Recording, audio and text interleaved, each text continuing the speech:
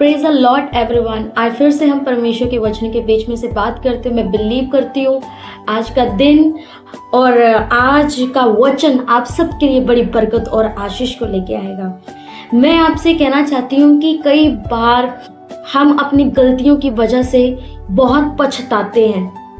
हम कई बार अपनी गलतियों की वजह से उन चीज़ों का सामना करते हैं जिन चीज़ों का सामना करने का हमने कभी सपने में भी सोचा नहीं होता। कई बार हमारी ज़िंदगी में ऐसी सर्कमस्टांसेस आ जाते हैं। पर मैं यहाँ पे एक बात कहना चाहती हूँ कि क्या परमेश्वर तब भी आपकी सुन सकता है जब आपसे कोई गलती हो जाती है, जब आप परमेश्वर के वचनों को और उन आज्ञाओं को अपनी ज़िंदगी में लागू नहीं करते और कई बार आपसे वो वचन और आज्ञाएं टूट जाते हैं, वो आज्ञाएं टूट जाती हैं, तब भी क्या परमेश्वर आपकी दुआओं को सुनेगा?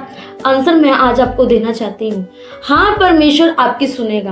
हाँ, खुदावंद आपकी सारी दुआओं का आंसर आज भी देने को तैयार है। हाँ, वो फिर से आपको गले लगाने के लिए तैयार है। हाँ, फिर से वो आपको अभिषेक से भरने के लिए तैयार है। हाँ, फिर से वो आपको उठाने के लिए तैयार है। हाँ, फिर से वो आपको फिर से प्रार्थना योद्धा बनाने के लिए तैयार है। पर मैं आपसे उससे पहले एक बात कहना चाहती हूँ।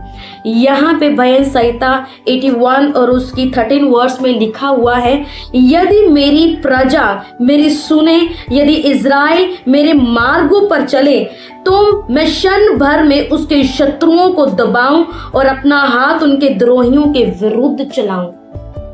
यहाँ पे लिखा है, यदि मेरी प्रजा मेरी सुने, यदि मेरे मार्गों में चले, तो क्षण भर में मैं उनके शत्रुओं को दबा दूंगा। आप जिस परिस्थिति में हैं, आप, मुझे नहीं पता आप जितने मेरे इस वीडियो को देखेंगे, कौन कौन से आप सर्कमस्टांसेस से आप गुजर रहे हैं, कौन कौन से आप हालातों से गुजर रहे हैं, मुझे नहीं मालूम, लेकिन खुदावंद को मालूम है।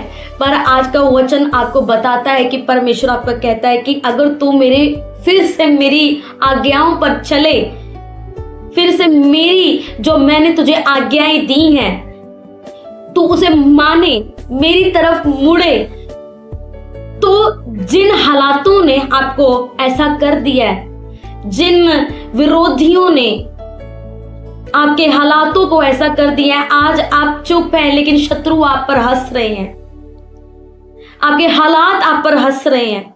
पर मैं आपसे कहना चाहती हूँ, परमेश्वर कहता है, अगर तू मेरी ओर मुड़े ना, मेरी आज्ञाओं को फिर से माने, फिर से वही लोलीन होकर प्रार्थना करे और फिर से मेरी मदद मांगे, फिर से मेरी सहायता को मांगे और कहे कि परमेश्वर तू एक जीवित परमेश्वर है, परमेश्वर मैं तेरी मदद और सहायता मांगता हूँ, फिर से तू मेरी आज्ञाओं पर चले और फिर से मैं ही तेरा परमेश्वर होऊंगा। तू मेरे मार्गों पर चले और फिर अगर तू मुझे पुकारे, तो मैं क्षण भर में तेरे विरोधियों को दबा दूंगा। हालेलुया।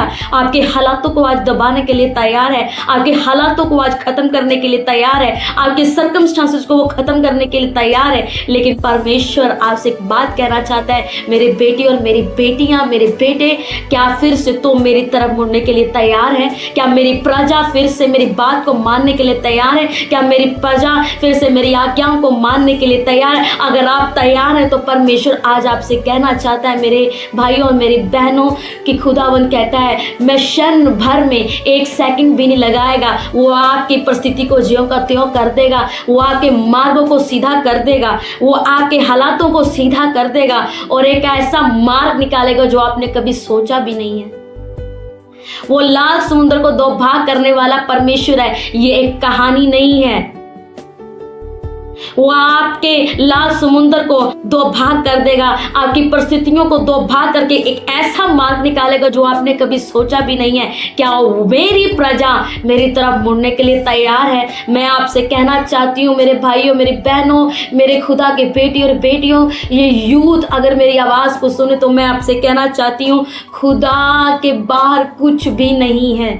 खुदा के वचनों के बाहर कभी आपको शांति नहीं मिल सकती, कभी आप सक्सेस को नहीं पा सकते, कभी आप वो आनंद को नहीं पा सकते, कोई शांति को नहीं पा सकते। लेकिन मैं आपसे कहना चाहती हूँ, वो जीवित परमेश्वर जो आपसे बेहद प्यार करता है, वो खुदावन जो आपसे इतना बेइंतहा मोहब्बत करता है, वो आज आपको फिर से आवाज दे रहा है, मेरे बेटी मेरे बेटे, अगर तू मेरी तरफ मुड़ने के लिए तैयार है तो मैं तेरे साथ वायदा करता हूँ, क्षण भर में तेरी परिस्थिति को बदल दूंगा।